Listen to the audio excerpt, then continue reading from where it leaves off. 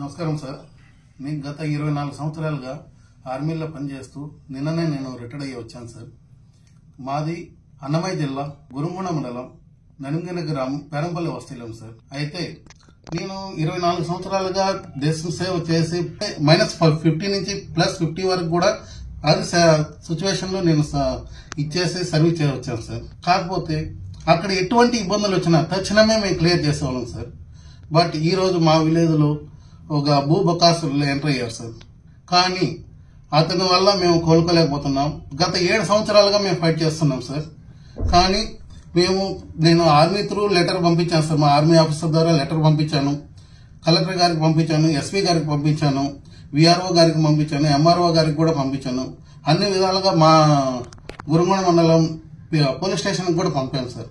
కానీ ఎటువంటి సైడ్ నుంచి కూడా మాకు న్యాయం జరగలేదు. ఇంతకీ మీ పేరేంటండి? నా పేరు Venkataramana sir, D Venkataramana sir, Dasari Venkataramana. అతను అబూబకాసుడి పేరు చెప్పగలరా? మీకు ఏమైనా భయం ఉందా? ఎస్ సార్, నేను కంపల్సరీ చెప్తాను సార్. పేరు చింతకుప్పల రజనీ కుమార్ నాయుడు అనేసి sir. Chintakumpala Rajani. Yes sir, yes sir.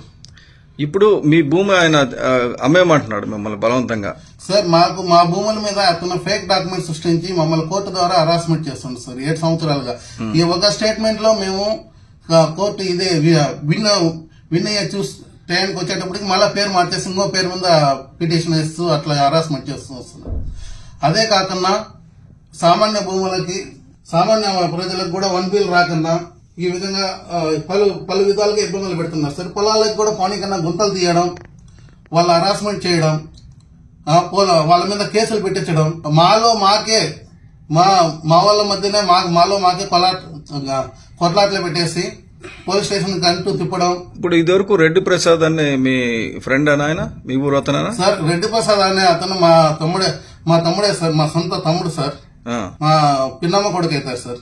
అతను కూడా పార్టీ ఇది జనవాణి ఫస్ట్ లోనే అర్జీ ఇచ్చారు సార్. కానీ ఈ మన పార్టీ వచ్చేంత వరకు కూడా ఆగలేకపోయారు. ఎందుకంటే అతనికి అంత ఫుల్ ప్రెజర్ చేస్తారు సార్. కానీ ఆయన తప్పు ఇంట్లో ఉన్నాడు, పొలం దగ్గర పోలేడు సార్. అంత ఇదిగా పలు విధాలుగా హరాస్మెంట్ చేస్తారు. ఇప్పుడు వీళ్ళందరూ కూడా మీ పేరేటండి? నా పేరు జనార్దన్ సార్. జనార్దన్. ఇంటి పేరు? దాసరి.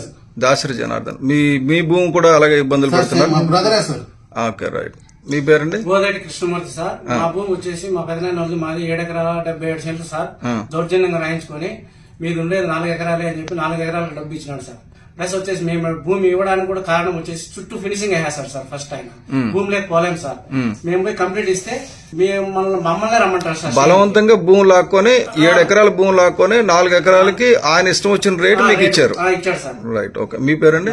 నవీన్ కుమార్ సార్. ఓకే, మీదేం గొడవ లేదు, వీళ్ళతో వచ్చారు. రైట్. మీ పేరండి? రెడ్డప్ప గారు. నమస్తే. రెడ్డప్ప సార్. భూములు లాక్కొని ఈసారి ఇది 160 సెంట్లు సార్. భూములు ఇది 6 ఏళ్ళ పైన సార్ భూములు లాక్కొని ఆ పక్క రాని సార్ 24 అన్నీ ఉంటే మడికాడు ఉంటే ఆ పక్క రాకని దాన్ని సార్. ఎకరా 60 సెంట్. అవును సార్. ఓకే. 24 మడికాడు ఉంటే ఆ పక్క రాని చేస్తాను సార్. నన్ను మీ మీద దౌర్జన్యం చేస్తున్నారు, మమ్మల్ని మీ భూమిలోకి వెళ్ళకుండా చేస్తున్నారు. రైట్, అవును. ఓకే. చెట్లు ఎక్కడ పడితే అక్కడ చెట్లు నాటుతున్నారు. అంటే పవన్ కళ్యాణ్ గారు చెప్పారు కదా చెట్లు నాటమని, అలాగే చెట్లు నాటుతున్నాడు. కానీ ఆయన భూమిలో కాకుండా ప్రభుత్వ భూమిలో కాకుండా మీ భూమిలో నాటుతున్నారు. దినేష్ గారు, ఇప్పుడు ఈ విషయం మీరు గట్టిగా ప్రయత్నిస్తున్నారు కదా, మీ అభిప్రాయం ఏంటి చెప్పండి ఒకసారి. నా అభిప్రాయం ఏమంటే సార్, ఇది నాకు 2.5 years బ్యాక్ నా దృష్టికి వచ్చింది ఇది. అట్ ద సేమ్ టైం తిరుపతిలో జనవాణి ప్రోగ్రామ్ కండక్ట్ చేశారు పవన్ కళ్యాణ్ సార్ 2022 ఆగస్టులో. అప్పుడు ఆర్మీ పర్సన్ రెడ్డి ప్రసాద్ అనేసి పవన్ కళ్యాణ్ సార్ పలు సందర్భాల్లో ఆర్మీ పర్సన్ రెడ్డి ప్రసాద్ పేరు చాలా మీటింగ్ లో ప్రస్తావించారు. అవును, ఆయనకు అన్యాయం జరిగింది, ఆయన దేశాన్ని కాపాడుతుంటే ఆయన పొలాలను ఇక్కడ భూవకాశాలు కబ్జా చేస్తున్నారు. ఆయన ఇక్కడ బార్డర్ గస్తీ కాస్తుంటే ఇక్కడ ఆయన పొలాలకి ఇది లేకుండా పోతుంది అనేసి. కాకపోతే అది రెడ్డి ప్రసాద్ అన్న ఒక వ్యక్తిది కాదు, అది ఊరు మొత్తం సమస్య. అలాగా ఊర్లో దాదాపు 8-9 మంది సైనికులు ఇబ్బంది పడుతున్నారు. అందులో వెంకటరమణ గారు. అంటే సైనికులు అంటే జన సైనికులు కాదు, ఆర్మీ సైనికులు. Okay, right. దేశాన్ని కాబట్టి రియల్ సైనికులు, దేశాన్ని కాబట్టి రియల్ సైనికులు 7-8 మంది ఇలాగే ఇబ్బంది పడుతున్నారు. వాళ్ళల్లో వెంకటరమణ గారు కూడా ఒకళ్ళు. సరే, మొన్న ఒక 3 నెలల ముందు 4 నెలల ముందు మన గవర్నమెంట్ వచ్చింది కదా, ఇంకన్నా ఆ ప్రాబ్లం సాల్వ్ చేస్తామనేసి వెంకటరమణ గారు నేను ఫిక్స్ అయ్యి మొత్తం తిరుగుతున్నాం. కలెక్టర్ ఆఫీసుల నుంచి మొత్తం తిరుగుతున్నాం. సరే, ఇప్పుడు మీరు అక్కడ కమాండెంట్ అంటే సిఎస్ఓ దగ్గర నుంచి లెటర్ అయితే పంపించారు కదండి. మీరు ఒక పని చేయండి, ఆ సిఎస్ఓ లెటర్ కాపీ, మీరు విఆర్ఓకి ఇచ్చిన లెటర్ కాపీ, మీ భూమి తాలూకా డాక్యుమెంట్స్ అన్ని కూడా ఒకసారి నాకు ఇవ్వండి.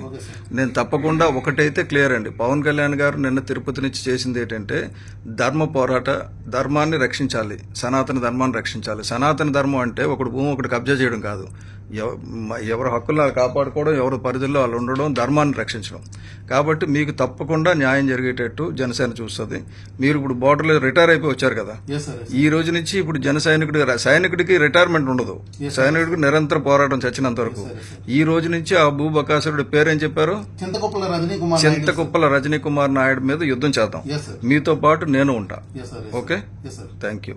కదా విన్నారు కదా, ఇదేంటి అంటే మన శ్రీమంతుడి సినిమాలో చూసింది ఒక ఊరి కథ కాదు, ఈ ఊరి కథ మొత్తం. ఈ ఊరు ఎలాగైతే శ్రీమంతుడి సినిమాలో చూపించినట్టే రౌడీలు పంపించడం, భూములు కావాలని చెప్పడం, అక్కడ కంచె వేసేయడం, మొక్కలు వేసేయడం అంతే. ఊరి తోటలో మామిడి తోటలో తీసుకెళ్లడం లేదు, వీళ్ళు స్థలాల్లోనే మామిడి తోటలు పెంచుతున్నాడు ఆయన. ఆ పరిస్థితి నేను ఈ రోజు మీడియా ముఖంగా ఆ చింతగుంపల రజనీ కుమార్ గారికి నేను మీడియా ద్వారా హెచ్చరిక చేస్తున్నా.